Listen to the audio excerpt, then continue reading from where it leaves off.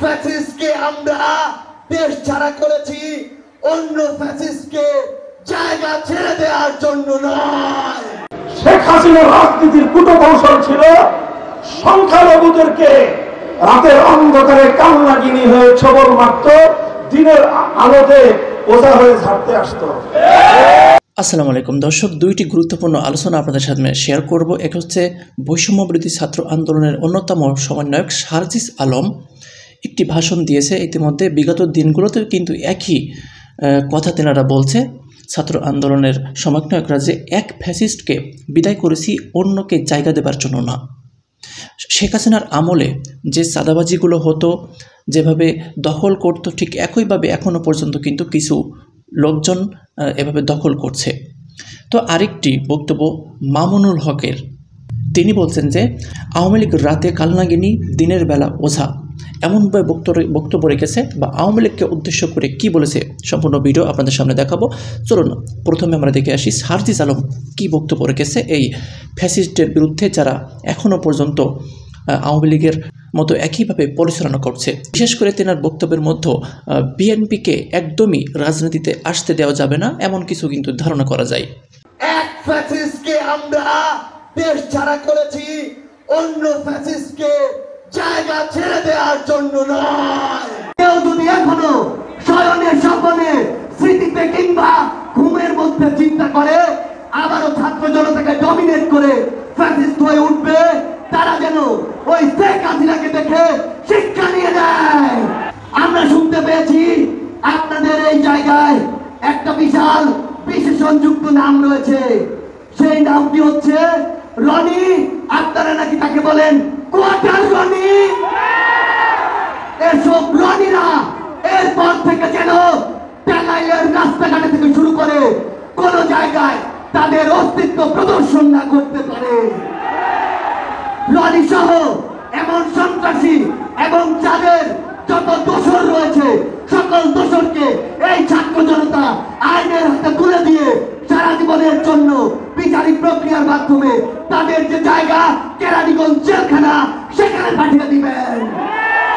তো দর্শক, আপনারা সার্জিস আলমের বক্তব্য শুনলেন এবং ইতিমধ্যে কিন্তু ছাত্র আন্দোলনের সমন্বয়করা, বিশেষ করে সার্জিস আলম এবং হাসনাত আবদুল্লাহ, বিভিন্ন জেলাতে সফর করছে বা জনসভা করছে। এমন একটি ধারণাও ইতিমধ্যে উঠে এসেছে, তেনারা নতুনভাবে একটি রাজনৈতিক দল গঠন করবে এবং আগামী নির্বাচনে তেনারা নির্বাচন করবে। আপনারা জানেন যে নির্বাচনে এখনও হয়তোবা নিম্নতম 1 বছর সময় নেবে অন্তর্বর্তীকালীন সরকার, তার বেশি। তো এখন আসি মামুনুল হক কী বলছে গতকালের এই বক্তব্যে আওয়ামী লীগকে উদ্দেশ্য করে। যে বাংলাদেশ খেলাফত মজলিসের মহাসচিব মামুনুল হক বলেন যে পরাজিত ঘাপটি মেরে পতিত শক্তি যেন নতুন করে স্যাবোটাজ করতে না পারে সেদিকে সতর্ক থাকতে হবে। আওয়ামী লীগের রাজনীতি হচ্ছে রাতের বেলা কালনাগিনী হয়ে সংখ্যালঘুদের সবল দিত আর দিনের বেলায় ওঝা হয়ে উঠত।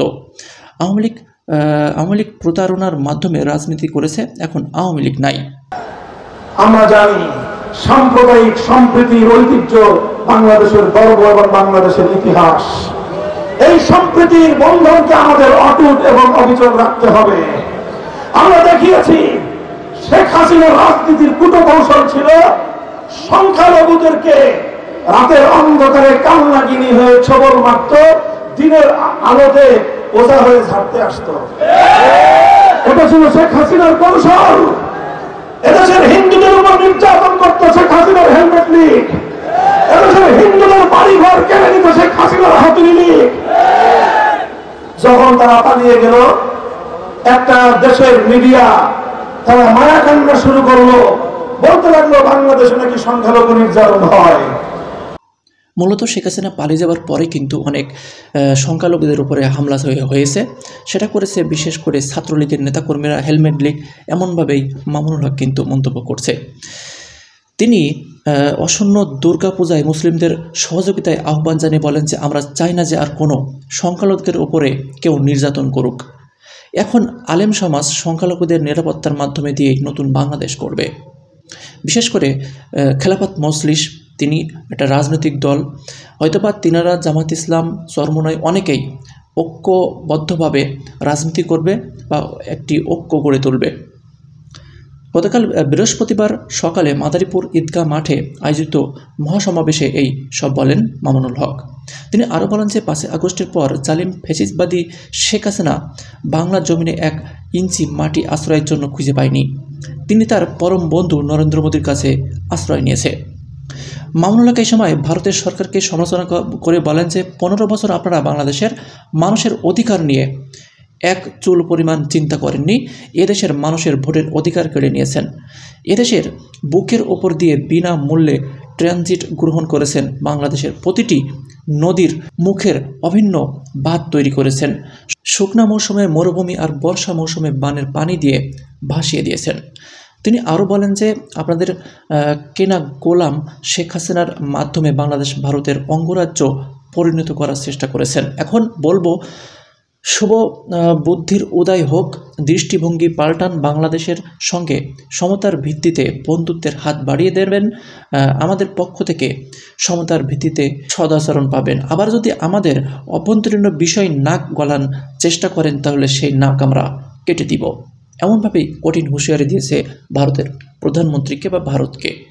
তো আপনারা পুরো আলোচনাটি শুনতে পারলেন। এবং এই যে ছাত্র আন্দোলন নতুন করে একটি দল হয়তো বা গঠন করবে, বিভিন্ন জেলায় যে আন্দোলন সমাবেশগুলো করছে, অনেক জায়গাতে কিন্তু গতকাল 2 দিন আগে হয়তো বা যেখানে ছাত্র আন্দোলনের একজন সমন্বয়ক গিয়েছিল সেখানে বক্তৃতা দেওয়ার জন্য, সেখানে উপস্থিত ছিল না সার্জিস আলম এবং হাসনাত আবদুল্লাহ, যে কারণে সেখানে কিন্তু হট্টগোল সৃষ্টি হয়েছে যে ছাত্র জনতা মানে হাসনাত আবদুল্লাহ এবং সার্জিস আলম এই দুজনই হচ্ছে তাদের মূল সমন্বয়ক। অন্যদের কেউ সমন্বয়ক মানতে চান না ওই জেলার মানুষ।